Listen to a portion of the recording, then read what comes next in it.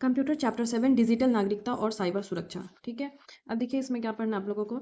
बच्चों, आधुनिक युग में डिजिटल क्रांति ने लोगों से जुड़ने और सूचनाओं तक पहुंचने को त्वरित और आसान बना दिया है। डिजिटल यंत्र और इंटरनेट हमारे जीवन का एक अभिन्न अंग बन गए हैं, जो सीखने, समाजीकरण और अभिव्यक्ति के लिए हमें अभूतपूर्व अवसर प्रदान करते हैं। परंतु इनके उपयोग के साथ कई सारी सावधानियां और चुनौतियां भी जुड़ी होती हैं।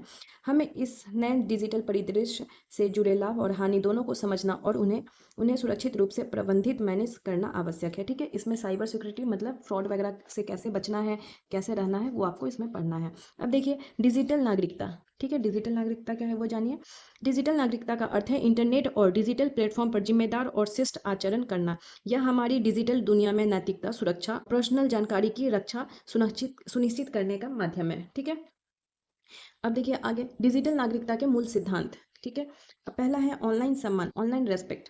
ठीक है, किसी से अभद्र भाषा का प्रयोग ना करें, ऑनलाइन टिप्पणी या कमेंट में शिष्टाचार बनाए रखें। साथ ही किसी अन्य व्यक्ति या जानकारी या सामग्री को चुराने या कॉपीराइट का उल्लंघन करना अवैध है। ठीक है, जैसे कि आजकल देखिएगा लोग बहुत खराब खराब कमेंट्स करते हैं, ठीक है ना, रील्स पे या फिर किसी के फोटो पे अभद्र भाषा का उपयोग करते हैं। तो आपको क्या करना है, ये सब काम नहीं करना है। ठीक है, किसी भी अभद्र भाषा का प्रयोग नहीं करना है ऑनलाइन, या फिर ऑनलाइन टिप्पणी नहीं करना है। ठीक है, किसी भी चीज़ को, किसी भी व्यक्ति के जानकारी को या सामग्री को चुराना नहीं है, या कॉपीराइट उसका उल्लंघन नहीं करना है। ठीक है, ये नहीं कि जैसे ये बुक ऑलरेडी है ना, प्रिंटेड है, किसी के द्वारा, दूसरे लेखक के द्वारा लिखा गया है, अब आपको ये नहीं करना है कि इसका फोटो खींच लिए लगा दिए कि हाँ ये तो हम लिखे हैं, तो ये चीज़ क्या हो जाएगा, ये गलत हो जाएगा। ठीक है, इस पर बहुत सारा लॉस भी है, मतलब का नियम कानून भी है, आप जेल भी हो सकते हैं। तो वही इसी वजह से बताया जा रहा है कि सामग्री को चुराना या कॉपीराइट का उल्लंघन नहीं करना है। ठीक है, अब देखिए डिजिटल पहचान। अपनी डिजिटल पहचान, ईमेल, सोशल मीडिया प्रोफाइल आदि को सुरक्षित और सकारात्मक रखें। गलत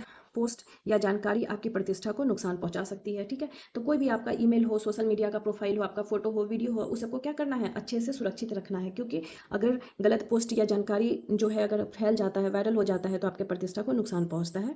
अब देखिए सत्यापन। किसी भी जानकारी को इंटरनेट पर साझा करने से पहले उसकी सत्यता की पुष्टि करना जरूरी है, ताकि गलत सूचनाएं न फैलाएं। ठीक है, अगर कोई भी जानकारी है, पहले आप खुद से उसको समझ ले, परख ले कि अगर सही है कि नहीं।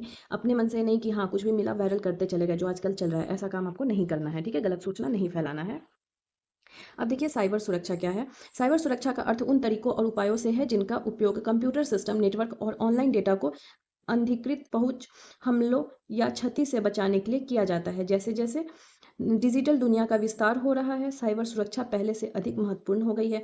साइबर अपराध जैसे डेटा चोरी, हैकिंग, वायरस हमले दिन प्रतिदिन बढ़ रहे हैं। इसलिए अपनी डिजिटल जानकारी को सुरक्षित रखना हर उपयोगकर्ता के लिए अनिवार्य हो गया है। ठीक है, आप लोगों को ये पता है कि आजकल वायरस है ना, वायरस होता है, आपका फ़ोन हैक हो जाता है, कोई भी फोटो आता है या वीडियो आता है, आप उसको ओपन जैसे ही टच करते हैं, डाउनलोड करते हैं, आपका फ़ोन हैक हो जाता है, उसमें वायरस आ जाता है, आपका सारा डेटा चोरी हो जाता है। आजकल सुनने में आता होगा बैंक से पैसा निकाल लिया है ना ऑनलाइन। तो ये सब किस चीज़ से, उस सब से बचने के लिए हमारा क्या जरूरत है, साइबर सुरक्षा जरूरी है। ठीक है, तो आपको पहले समझ आना चाहिए कि साइबर सुरक्षा क्या है, उससे बचाव कैसे करेंगे। अब देखिए साइबर सुरक्षा का महत्व क्यों जरूरी है वो देखिए।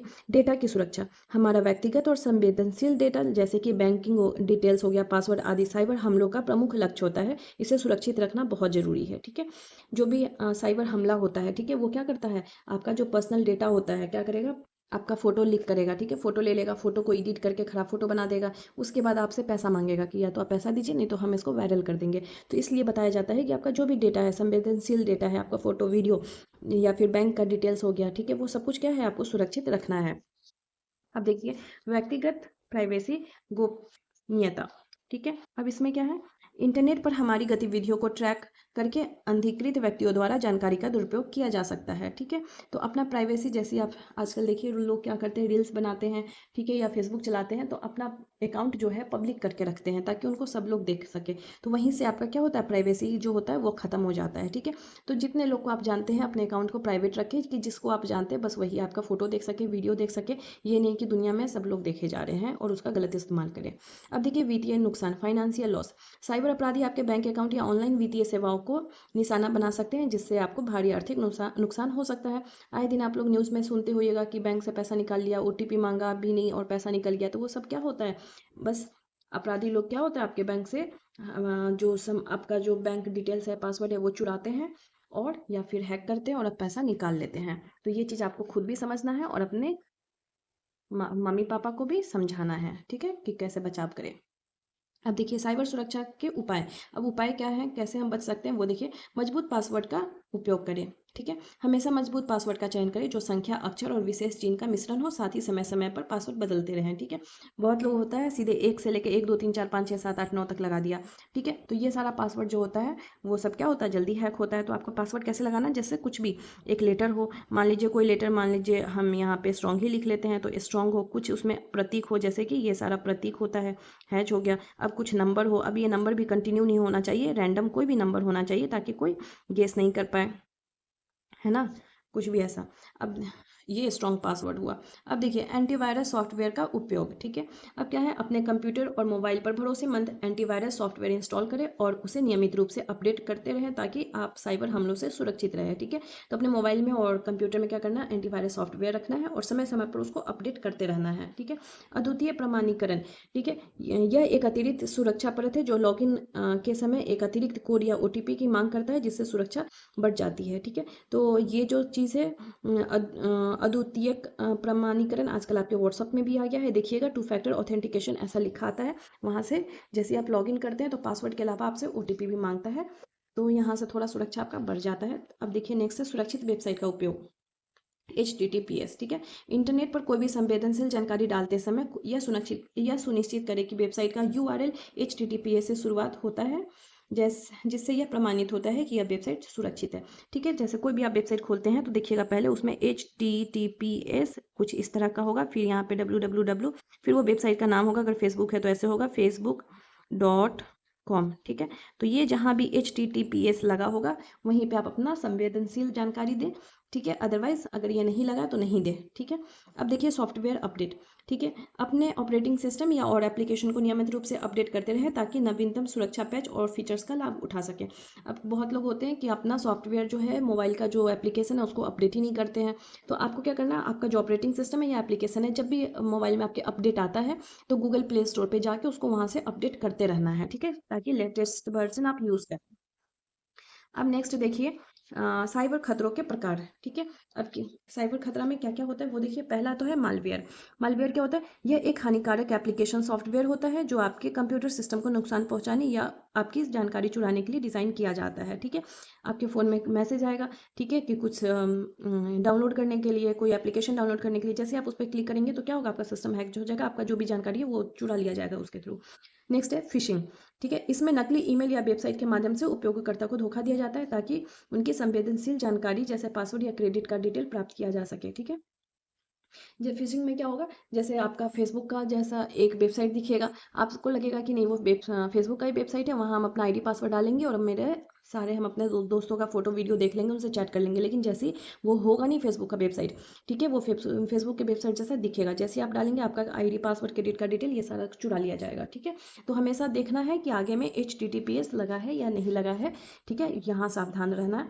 रैंसमवेयर, यह एक ऐसा मालवेयर है जो आपके सिस्टम को लॉक कर देता है और उसे अनलॉक करने के लिए फिरौती की मांग करता है, ठीक है।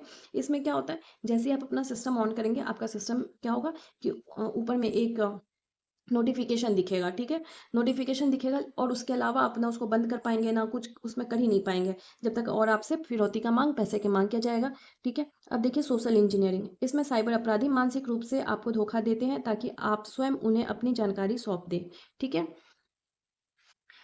अब यहाँ देखिए नेक्स्ट है साइबर अपराध के उदाहरण। अब उदाहरण देखिए क्या क्या होता है। पहला तो होता है हैकिंग, सबको मालूम है, हानिकारक कोड, मैलिशियस कोड, पहचान की चोरी एवं फिशिंग और साइबर बुलिंग, ठीक है। अब हैकिंग क्या होता है वो देखिए पहले आप। जब कोई हैकर, ठीक है, जब कोई जो हैक करता है उसको हम हैकर बोलते हैं, तो जब कोई हैकर असामान्य या अवैध तरीके का उपयोग करके किसी डिजिटल डिवाइस, कंप्यूटर सिस्टम या नेटवर्क में बिना अनुमति के प्रवेश करता है तो इसे हैकिंग या साइबर हैकिंग कहा जाता है, ठीक है। कहने का मतलब कि आपका जो भी डिजिटल डिवाइस है, फ़ोन है, कंप्यूटर है, ठीक है, या फिर टैबलेट है, उसमें या फिर आपका नेटवर्क है, बिना बताए, ठीक है, चोरी छुपे उसमें क्या करे, इंटर कर जाए मतलब उसके अंदर नहीं चला जाएगा, उसका एक्सेस ले ले, ठीक है, उसी को हम हैकिंग करेंगे। उसका सामान आपके अंदर से संवेदनशील सामान चुरा ले, ठीक है, आपका फोटो चुरा ले, वो सब। इसका उद्देश्य अक्सर संवेदनशील जानकारी चुराना, सिस्टम को नुकसान पहुंचाना या उपयोगकर्ता को धोखा देना हो सकता है। अब देखिए नेक्स्ट है हानिकारक कोड। हानिकारक कोड जिसे मालवेयर भी कहा जाता है, एप्लीकेशन सॉफ्टवेयर की एक व्यापक श्रेणी है जो किसी सिस्टम, एप्लीकेशन या नेटवर्क को नुकसान पहुंचा सकती है। इसमें विभिन्न प्रकार के हानिकारक प्रोग्राम शामिल है, ठीक है। तो अब देखिए पहला क्या, कंप्यूटर वायरस। वायरस का नाम सब लोग सुने हैं। ये एक कंप्यूटर से दूसरे कंप्यूटर में फैल सकते हैं और डेटा और सॉफ्टवेयर को नुकसान पहुंचा सकते हैं, ठीक है। दूसरा है वर्म और ट्रोजन हॉर्स। ये दोनों कंप्यूटर को संक्रमित कर सकते हैं। वर्म खुद को नेटवर्क में फैलाते हैं, जबकि ट्रोजन हॉर्स उपयोगकर्ता को धोखा देकर उनकी डिवाइस में प्रवेश करते हैं, ठीक है। अब देखिए नेक्स्ट, पहचान की चोरी, ठीक है। पहचान की चोरी तथा फिशिंग। पहचान की चोरी तब होती है जब कोई व्यक्ति आपके व्यक्तिगत जानकारी, जैसे कि आपका नाम हो गया, पता हो गया, बैंक की जानकारी होगा, का उपयोग करके धोखाधड़ी या अन्य अपराध करता है। फिशिंग पहचान की चोरी की एक विधि है, ठीक है। इसमें लोगों को अपनी व्यक्तिगत जानकारी साझा करने के लिए लालच दिया जाता है। इसमें ईमेल, वेबसाइट या अन्य डिजिटल संचार माध्यम का उपयोग किया जाता है। जैसे कभी कभी आपके पास आता है कि आपकी लॉटरी लग गई है, हमसे इतना कैश डिपॉजिट है, या फिर आपको ये गिफ्ट हैम्पर मिलने वाला है, तो अपना एड्रेस पता डालिए ताकि हम आपको भेज दें। तो बहुत लोग क्या होते हैं, वहाँ पे अपना सारा डिटेल डाल देते हैं कि उनको ये सोच के कि उनका लॉटरी लगा है और उनको वो गिफ्ट भेजेगा, लेकिन ऐसा नहीं होता। उनका क्या होता है, पहचान की चोरी हो जाती है, फिशिंग हो जाता है उनके साथ। अब देखिए नेक्स्ट है साइबर बुलिंग। जब कोई व्यक्ति टेक्नोलॉजी या इंटरनेट का उपयोग करके किसी को परेशान करता है, धमकाता है या शर्मिंदा करता है, तो उसे साइबर बुलिंग कहते हैं, ठीक है। इसमें गलत मैसेज भेजना, आक्रामक पोस्ट करना या किसी भी निजी जानकारी, फोटो या वीडियो साझा करना शामिल है, जिससे उस व्यक्ति को मानसिक और भावनात्मक कष्ट हो सकता है, ठीक है। तो साइबर बुलिंग वही है कि किसी को आप कोई मैसेज भेज के या फिर कुछ पोस्ट करके या गलत मैसेज भेजें, उनका फोटो या वीडियो वायरल करें, ठीक है। तो उस सबसे उनका मानसिक और भावनात्मक कष्ट पहुंच जाए, तो वो किसके, साइबर बुलिंग में आएगा। अब देखिए साइबर सुरक्षा के सुझाव, क्या क्या करना है। अब देखिए सुझाव क्या, अपनी व्यक्तिगत जानकारी किसी भी अनजान व्यक्ति के साथ ऑनलाइन साझा ना करें, ठीक है। अब देखिए क्या करें, तो कभी भी इंटरनेट पर अपना नाम, पता, फोन नंबर, जन्मदिन या स्कूल का नाम किसी भी अनजान व्यक्ति को ना बताएं, ठीक है। किसी को भी नहीं बताना है आपको अपना डिटेल्स अनजान व्यक्ति को ऑनलाइन, ठीक है ना। ऑनलाइन आजकल क्या होता है, लोग जिसको नहीं भी जानते उसको फेसबुक पे फ्रेंड बना लेते हैं, इंस्टाग्राम में उसको ऐड कर लेते हैं और उनसे बातचीत करके अपने बारे में सब कुछ बताते हैं। तो ये काम बिल्कुल भी नहीं करना है। अब देखिए पोस्ट करने से पहले सोचें, ठीक है। एक बार जब आप कुछ ऑनलाइन पोस्ट कर देते हैं तो वो हमेशा के लिए इंटरनेट पर रह जाता है, इसलिए सोच समझकर फोटो, वीडियो या मैसेज पोस्ट करें, ठीक है। जो भी आप पोस्ट करते हैं, ठीक है, वो क्या होता है, हमेशा के लिए नेट पे रह जाता है। आप डिलीट, आपको लगता है कि हम डिलीट किए तो डिलीट हो जा रहा है, लेकिन वो डिलीट नहीं होता है। तो एक बार जो भी आप मैसेज करें, जो भी कर रहे हैं, उसके लिए सोचे समझे। दूसरों के साथ अच्छा व्यवहार करें और रखें। ऑनलाइन बात करते समय लोगों से विनम्रता और सम्मान से पेश आएं। अगर आप कोई बात किसी व्यक्ति के सामने नहीं कर सकते तो ऑनलाइन भी ना कहें, ठीक है। कोई ऐसा बात है जो कि आप किसी और आदमी के सामने नहीं कर सकते, लेकिन देख रहे हैं कि ऑनलाइन में तो लोग हमको पहचानेगा नहीं, जो मन है बोले जाएं, करते जाएं, कोई बात नहीं है। तो ऐसा नहीं है, ठीक है। सब, अगर गवर्नमेंट, अगर आप पुलिस पीछे पड़ गई तो आपको खोज के निकाल ही लेगी, ठीक है। सब ट्रैक होता है। अब देखिए, अनुचित सामग्री दिखे तो तुरंत किसी व्यक्ति को बताएं। अगर आपको कुछ ऐसा दिखता है जिससे आप सहज या डर महसूस करते हैं तो तुरंत किसी भरोसेमंद व्यक्ति को बताएं, ठीक है। कुछ भी आपको ऐसा लगे कि आपके फ़ोन में हो रहा है, जो नहीं रेगुलरली ऐसे नहीं होता है, अचानक से अगर आपको डर लगे कि हाँ हैक हो रहा है, अगर आपके मन में ऐसा बात चल रहा है, तो किसी बड़े आदमी से पूछना है।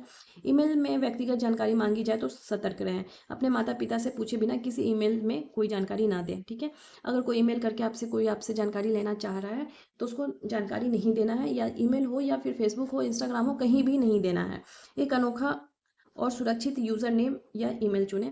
एक रचनात्मक और सुरक्षित ईमेल पता बनाएं जो आपकी व्यक्तिगत जानकारी प्रकट ना करे, ठीक है।